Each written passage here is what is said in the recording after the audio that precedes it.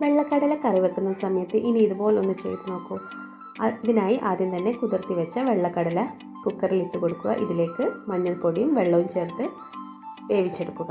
ഇനി ഒരു ചട്ടിയോ പാനോ ചൂടാക്കി അതിലേക്ക് വെളിച്ചെണ്ണ ഒഴിച്ചു കൊടുക്കുക.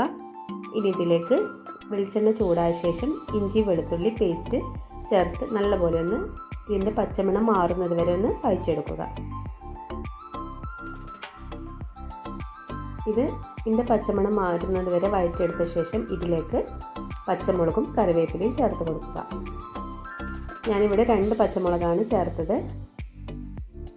എന്നിട്ട് നല്ലതുപോലെ ഒന്ന് വഴച്ചെടുത്ത ശേഷം ഇതിലേക്ക് ഒരു വലിയുള്ളി നീളത്തിൽ അരിഞ്ഞത് കൂടി ചേർത്ത് നല്ലപോലെ ഒന്ന് വഴച്ചെടുക്കണം.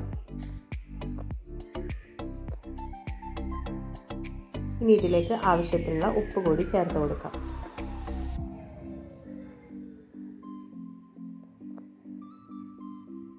ഉപ്പ് കൂടി ചേർത്ത് കൊടുത്ത ശേഷം ഇതിലേക്ക് ഒരു തക്കാളി കൂടി ചേർത്ത് നല്ല ഉടഞ്ഞു വരുന്നത് വരെ വഴറ്റിയെടുക്കുക. ഇനി ഇതിലേക്ക് 1/4 ടീസ്പൂൺ മഞ്ഞൾപ്പൊടിയും 2 ടീസ്പൂൺ മല്ലിപ്പൊടിയും ചേർത്ത് കൊടുക്കുക. ഇനി ഇതിൻ്റെ പച്ചമണമൊക്കെ ഒന്ന് മാറി വരുന്നത് വരെ വഴറ്റിയെടുക്കുക.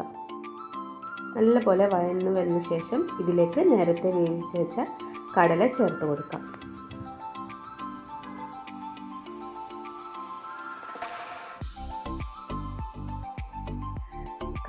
കടല ചേർക്കുന്ന സമയത്ത് അതിലേക്ക് അതിൻ്റെ വെള്ളം കൂടി ചേർത്ത് കൊടുക്കുക.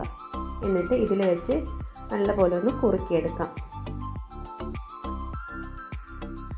അധികം വെള്ളം വറ്റുന്നത് വരെ കുറുക്കിയെടുക്കേണ്ട, ആവശ്യത്തിനുള്ള വെള്ളത്തിനനുസരിച്ച് കുറുക്കിയെടുക്കുക. ഇത് നല്ലപോലെ ഒന്ന് തിളച്ച് വന്നിട്ടുണ്ട്. ഇനി ഇതിലേക്ക് കുറച്ച് മല്ലിയില കൂടി ചേർത്ത് കൊടുക്കാം. നല്ല ടേസ്റ്റി ആയ ഒരു കടലക്കറിയാണ്. എല്ലാവരും ഒന്ന് ട്രൈ ചെയ്ത് നോക്കണം. വീഡിയോ ഇഷ്ടപ്പെട്ടാൽ ലൈക്ക് ചെയ്യാനും ഷെയർ ചെയ്യാനും സബ്സ്ക്രൈബ് ചെയ്യാനും